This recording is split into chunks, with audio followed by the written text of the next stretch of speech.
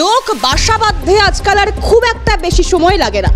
আর যদি আপনাকে প্রশ্ন করা হয় যে আপনি নার্ভ বা হার্টের ওষুধ নিয়মিত নিচ্ছেন কিনা, এবং এরই পাশাপাশি আরো নানান ক্রনিক ডিজিজে আক্রান্ত আপনি, যার জন্য আপনাকে নিয়মিত ওষুধ সেবন করতে হয় চিকিৎসকদের পরামর্শে, কিন্তু প্রশ্ন হচ্ছে রোগ সারাতে ওষুধের প্রয়োজন, কিন্তু রোগ সারানোর জন্য যে ওষুধ আমি আপনি নিচ্ছি তাতে রোগ নেই তো?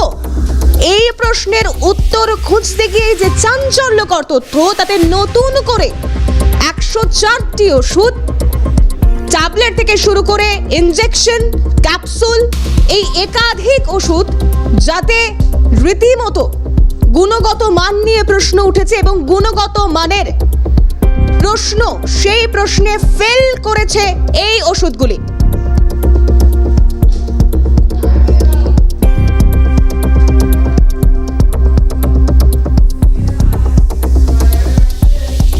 আর এখান থেকে এই প্রশ্নগুলো সামনে আসছে কারণ এখনো পর্যন্ত রাজ্যের সেন্ট্রাল ড্রাগ ল্যাবে 27টি এবং রাজ্যের মধ্যে রাজ্যের একটি ড্রাগ, যেমনটা মনে করা হচ্ছে এই পরিসংখ্যানগুলো, অর্থাৎ সব মিলিয়ে পরীক্ষায়, গুণগত মানের পরীক্ষায় গোটা দেশ জুড়ে 104টি ওষুধ যা ফেল করেছে। আর এই ফেল করা ওষুধের তালিকাতেই রয়েছে হার্ট থেকে শুরু করে প্রেশারের ওষুধ এবং প্যারাসিটামল, এই সমস্ত ওষুধগুলো। আরো বিস্তারিত জানবার চেষ্টা করব, সরাসরি রেশমি আমাদের প্রতিনিধি আমাদের সঙ্গে রয়েছে। আমি রেশমির কাছে যাব। রেশমি, এই মুহূর্তে দাঁড়িয়ে যেমনটা জানা যাচ্ছে তাতে নতুন করে 104টি ওষুধ যা গুণগত মানের যে পরীক্ষা, সেই পরীক্ষায় ফেল করেছে। বিস্তারিত যদি তথ্যগুলো জানাও দর্শকদের সুবিধার্থে।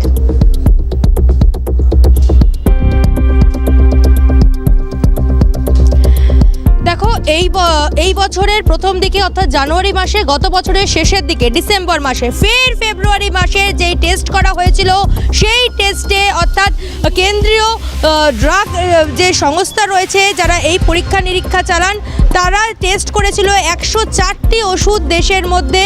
সেই নামী সংস্থার ওষুধ গুণগত মানের পরীক্ষায় অনুত্তীর্ণ হয়েছে, অর্থাৎ NSQ, not for standard quality, যা কার্যত বলা হয়েছে এই ওষুধগুলির ক্ষেত্রে, যার মধ্যে রয়েছে পশ্চিমবঙ্গে সেন্ট্রাল যে ল্যাব রয়েছে সেখানে টেস্ট করা 27টি ওষুধ এবং রাজ্যের ল্যাবে টেস্ট করা 1টি ওষুধ। পাশাপাশি পশ্চিমবঙ্গ ফার্মাসিউটিক্যালের যে RL অর্থাৎ রিঙ্গাল ল্যাকটেট স্যালাইন, সেই রিঙ্গাল ল্যাকটেট স্যালাইনের 2টি নমুনা ফেল করেছে এই পরীক্ষায়। অর্থাৎ যে রিঙ্গাল ল্যাকটেট স্যালাইন নিয়ে একাধিক বিতর্ক তৈরি হয়েছিল, সেই রিঙ্গাল ল্যাকটেট স্যালাইন ফেল করেছে যেই ড্রাগ কন্ট্রোলের পরীক্ষায়।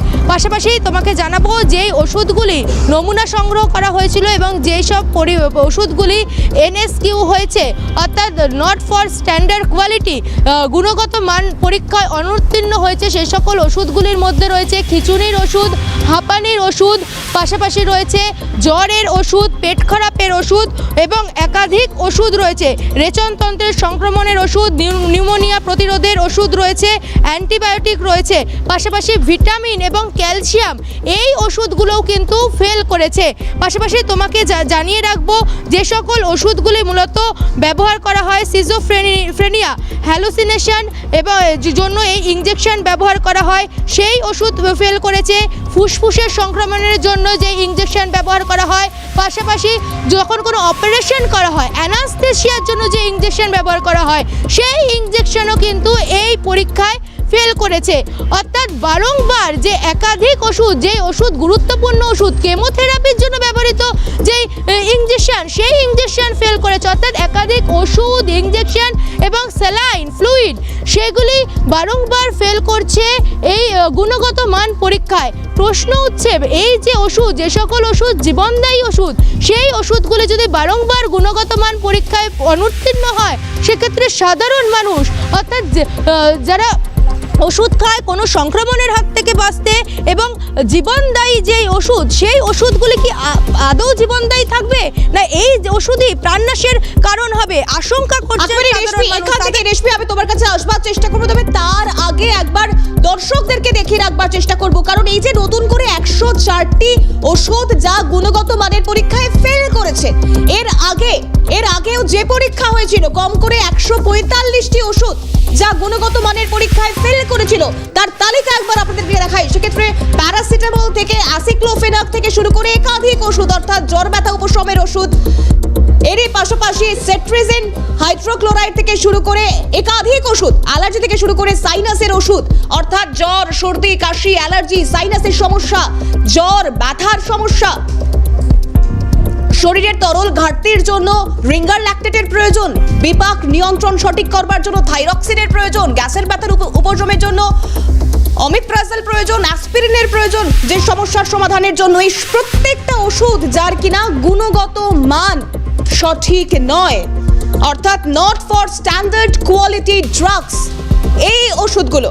এবং সেখান থেকেই তাহলে যে রোগ, অর্থাৎ একের পর এক রোগে যখন আক্রান্ত হচ্ছি আমি, আপনি, আমরা, তখন ঠিক কোন ওষুধে আমাদের উপশম হবে? যে জীবনদায়ী ওষুধ, রেশমি যেমনটা বলছিল, যে জীবনদায়ী ওষুধ প্রাণনাশের বা প্রাণঘাতীর কারণ হয়ে দাঁড়াবে না তো? এই বিষয়গুলো যথেষ্ট গুরুত্বপূর্ণ হয়ে দাঁড়াচ্ছে। আর এখান থেকে চিকিৎসক তমনোজ চৌধুরী তিনি ঠিক কি জানাচ্ছেন শোনাবো আপনাদের, শুনুন। জাল এবং ভেজাল ওষুধে বাজার ছেয়ে গেছে। প্রতিদিন আমরা খবর পাচ্ছি বিভিন্ন জায়গা থেকে যে ওষুধের গুণমান পরীক্ষা হচ্ছে তার মধ্যে জাল এবং ভেজাল ওষুধ বারে বারে পাওয়া যাচ্ছে। পশ্চিমবঙ্গ ফার্মাসিউটিক্যালসের তৈরি রিঙ্গার ল্যাকটেট ব্যাকটেরিয়াল টক্সিনের কারণে তার ভেজাল পাওয়া গেছে। আমরা কিন্তু মেদিনীপুর মেডিকেল কলেজের মামনি রুইদাসের মৃত্যুর কারণ ভুলে যাইনি। আমরা দেখতে পাচ্ছি যাদের দায়িত্ব এই বাজারে জাল এবং ভেজাল ওষুধ, সরকারি হাসপাতালে সাপ্লাই হওয়া ভেজাল ওষুধ রুখবার, তারা কি ঘুমোচ্ছেন? মানুষের জীবন যদি এত সংশয়ের মধ্যে থাকে তাদের দায়িত্ব কোথায়? তাই আমাদের তীব্র প্রতিবাদ করতে হবে। আর এখান থেকে যে বিষয়গুলো আরো অনেক বেশি প্রাসঙ্গিক হয়ে দাঁড়াচ্ছে, এই প্রশ্ন আমাদের মনে খুব স্বাভাবিকভাবেই আসবে, তাহলে আমরা ওষুধ নেব না? তাহলে আমরা যে ওষুধের প্রয়োজনীয়তা রয়েছে, আমরা রোগে আক্রান্ত হচ্ছি অথচ তার উপশম কিভাবে ঘটবে, কোন ভরসায়? কারণ একদিকে জাল ওষুধ চক্র, তা দুশ্চিন্তার কারণ, অন্যদিকে একের পর এক ওষুধ যার গুণগত মানের পরীক্ষায় সেই ওষুধগুলো পাশ করতে পারছে না। তাহলে এরপর মানুষের রোগের উপশমের ক্ষেত্রে কিসের উপর ভরসা করবেন সাধারণ মানুষ তথা তার পাশাপাশি চিকিৎসকেরা? আরো বিস্তারিত যাবো আমি রেশমির কাছে। রেশমির সঙ্গে রয়েছে রেশমি। আমরা মামনি রুইদাসের কথা ভুলে যাইনি, অর্থাৎ মেদিনীপুর কলেজ হাসপাতাল, মেডিকেল কলেজ হাসপাতাল, সেখানে প্রসূতির মৃত্যু, প্রসূতির অসুস্থ হয়ে পড়া, স্যালাইন কাণ্ডে তোলপাড় হয়ে ওঠা এই রাজ্য। এবং শুধু স্যালাইন নয়, এখন স্যালাইন থেকে শুরু করে ইনজেকশন, ট্যাবলেট, ক্যাপসুল সর্বত্রই ভীতির কারণ জন্মাচ্ছে।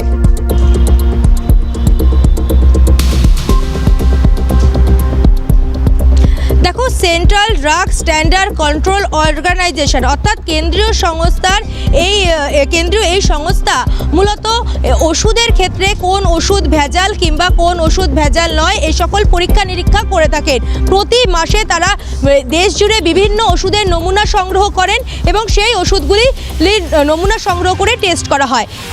তুমি যেরকম বলছিলে যে নভেম্বর মাসেও একাধিক ওষুধ ফেল করেছে, এর আগেও আমরা দেখেছি এই বছরের প্রথম দিকে একাধিক ওষুধ ফেল করেছে, প্রায় 100-রও বেশি ওষুধ। এবং ফের আবার নতুন করে ফেব্রুয়ারি মাসে যে সকল ওষুধ টেস্টের ক্ষেত্রে দেওয়া হয়েছিল 104টি ওষুধের নমুনা সংগ্রহ করে সেই সকল ওষুধ ফেল করেছে, যার মধ্যে রয়েছে পশ্চিমবঙ্গে 2টি ওষুধ প্রস্তুতকারক সংস্থা। এবং মামনি রুইদাস অর্থাৎ মেদিনীপুর মেডিকেল কলেজে প্রসূতি মৃত্যু, যা নিয়ে বিতর্ক তৈরি হয়েছিল, এবং রিঙ্গার ল্যাকটেট স্যালাইন, যেই স্যালাইন নিয়ে বিতর্ক তৈরি হয়েছিল, যেই স্যালাইন গুণগত মানে পরীক্ষায় অনুত্তীর্ণ হয়েছিল, সেই স্যালাইন ফের আবার 2টি নমুনা গুণগত মানের পরীক্ষায় অনুত্তীর্ণ হলো।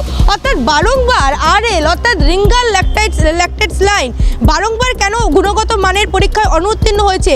মেদিনীপুরের ঘটনা থেকে শিক্ষা নিয়ে পশ্চিমবঙ্গ ফার্মাসিউটিক্যাল কি তাদের যে রিঙ্গার ল্যাকটেট স্যালাইন, সেক্ষেত্রে তারা কি রিঙ্গার ল্যাকটেট স্যালাইন সঠিকভাবে প্রস্তুত করছে না, না আগের নিয়মেই প্রস্তুত করছে? হচ্ছে তা নিয়ে প্রশ্ন তুলছেন সাধারণ মানুষ।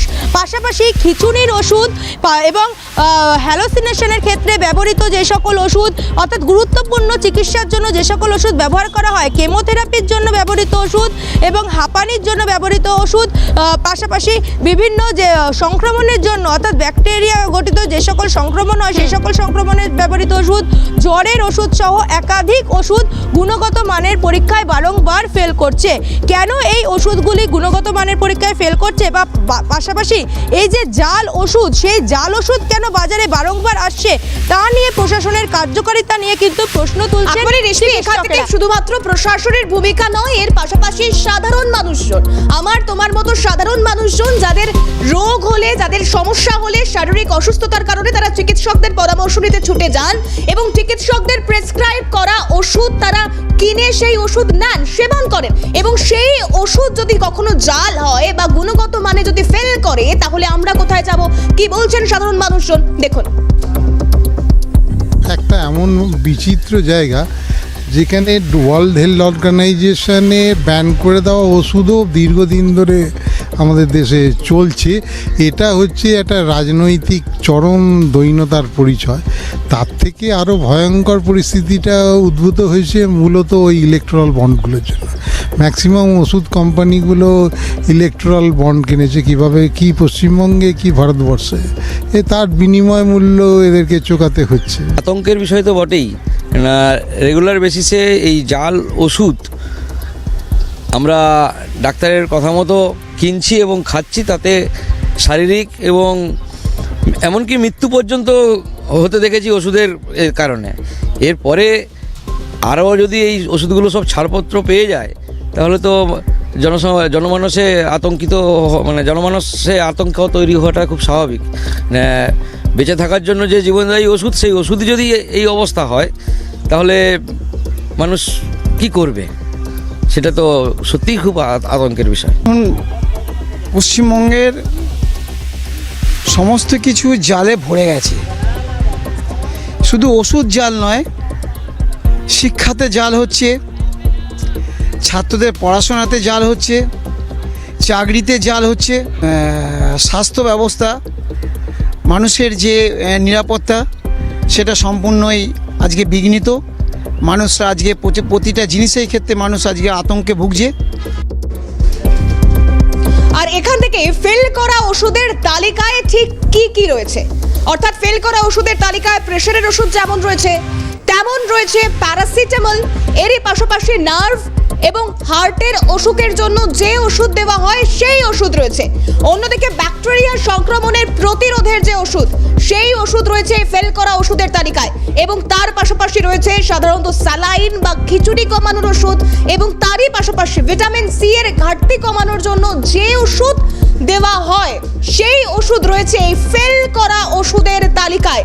এরই পাশাপাশি খাদ্যনালীর সমস্যা সংক্রান্ত চিকিৎসার জন্য প্রয়োজনীয় ওষুধ ফেল করছে, পক্সের টিকা ফেল করছে, প্রচলিত কিছু অ্যান্টিবায়োটিক রয়েছে, ব্যথা কমানো, লিভারের অসুখ, এছাড়াও স্ত্রী রোগ ব্যবহৃত হওয়ার ওষুধও রয়েছে এই ফেল করে যাওয়া ওষুধের তালিকায়।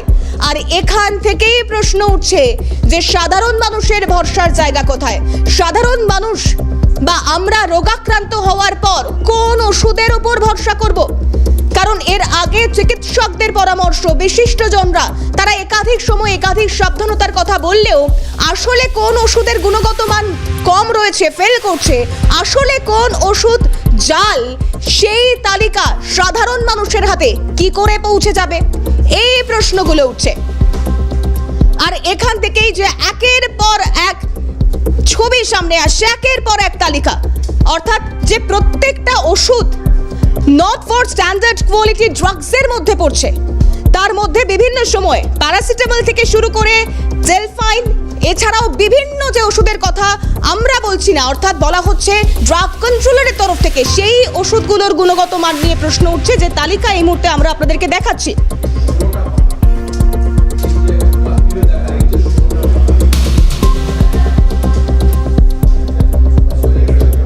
যে ছবি আপনাদেরকে দেখাচ্ছি এবং ঠিক এখান থেকেই এরই পাশাপাশি অর্থাৎ যে 16টা পাতার রিপোর্টের কথা বলছি, এই 16টা পাতা, এখানে থাকা 16টা পাতা যার রিপোর্টে দেওয়া রয়েছে যে কোন কোন ওষুধ গুণগত মান, কোন কোন ওষুধ গুণগত মানের পরীক্ষায় ফেল করেছে।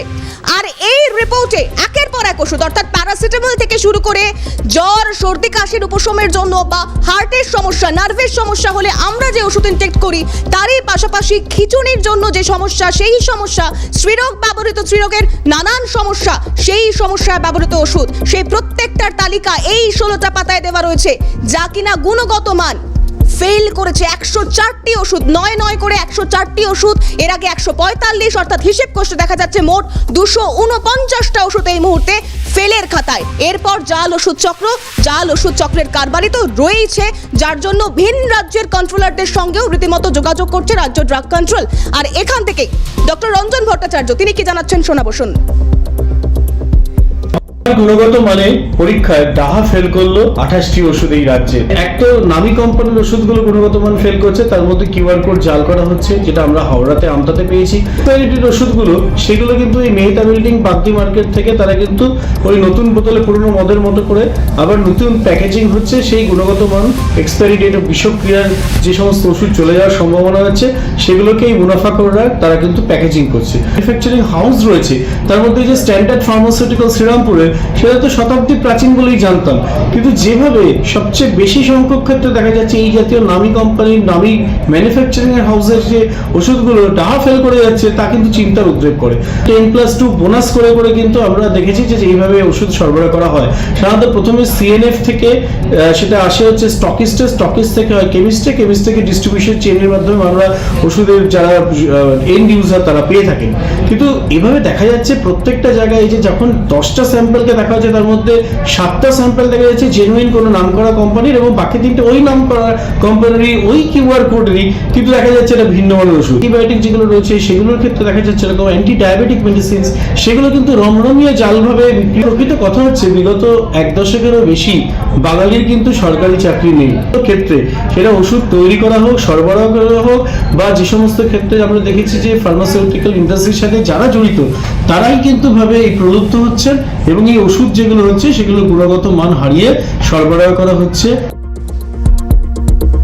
রেশমি আমাদের সঙ্গে রয়েছে, বিস্তারিত আলোচনায় আসবো, কারণ এই 16টা পাতা 104টি ওষুধ, যেখানে শুধুমাত্র ট্যাবলেট নয়, ক্যাপসুল নয়, ইনজেকশন, স্যালাইন, বিভিন্ন ক্ষেত্রে অর্থাৎ যে নামগুলো উল্লেখ করা রয়েছে তা গুণগত মানের পরীক্ষায় ফেল করে গিয়েছে। এতে প্রতিনিধি রেশমি সরাসরি আমাদের সঙ্গে রয়েছে, এবং এখান থেকে দাঁড়িয়ে যে বিষয়গুলো যথেষ্ট স্পষ্ট হচ্ছে, কারণ এই গত দুদিন আগেই আমরা দেখিয়েছি যে কিভাবে রাজ্য ড্রাগ কন্ট্রোল ভিন রাজ্যের ড্রাগ কন্ট্রোলের সঙ্গে যোগাযোগ করছে। আমি রেশমির কাছে আসবো। রেশমি, সেক্ষেত্রে দাঁড়িয়ে হরিয়ানা থেকে শুরু করে উত্তরপ্রদেশ, বিহার, বিভিন্ন রাজ্যের ড্রাগ কন্ট্রোলের সঙ্গে যোগাযোগ করা, এবং পাচারের ক্ষেত্রে বিভিন্ন অর্থাৎ ট্রেন থেকে শুরু করে টুরিস্ট বাস হোক, বড়বাজারের মুটে হোক, তাদেরকে ব্যবহার করা, এবং তারপর একদিকে যখন জাল ওষুধ চক্র ধরতে এক প্রকার তৎপর রাজ্য ড্রাগ কন্ট্রোল, তারই মাঝে অর্থাৎ ওই গোদের ওপর অনেকটা বিস্ফোরার মতো এই একের পর এক ডাহা ফেল ওষুধ।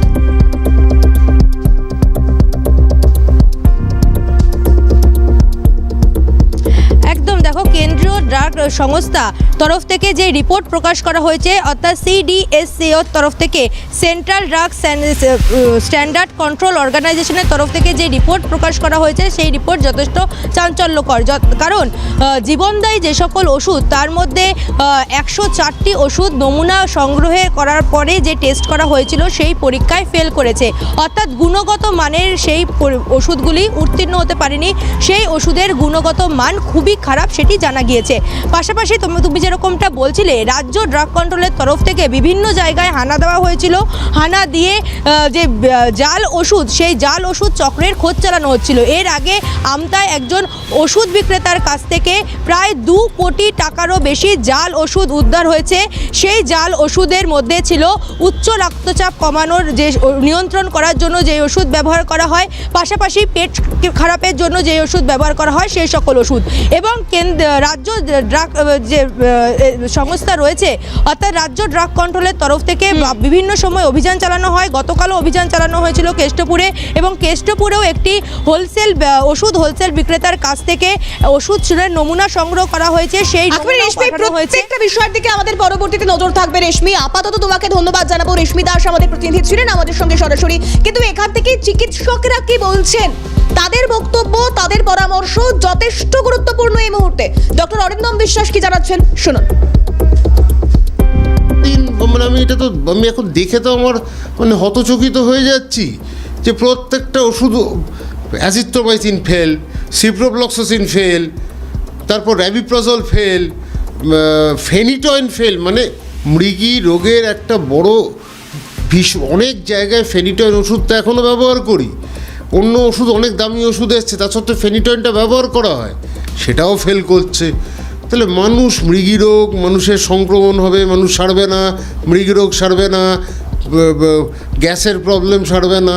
আমি তো সত্যি কথা, আমি খুব চিন্তিত হয়ে যাচ্ছি যে আমি কী ওষুধ লিখছি, কাকে লিখছি।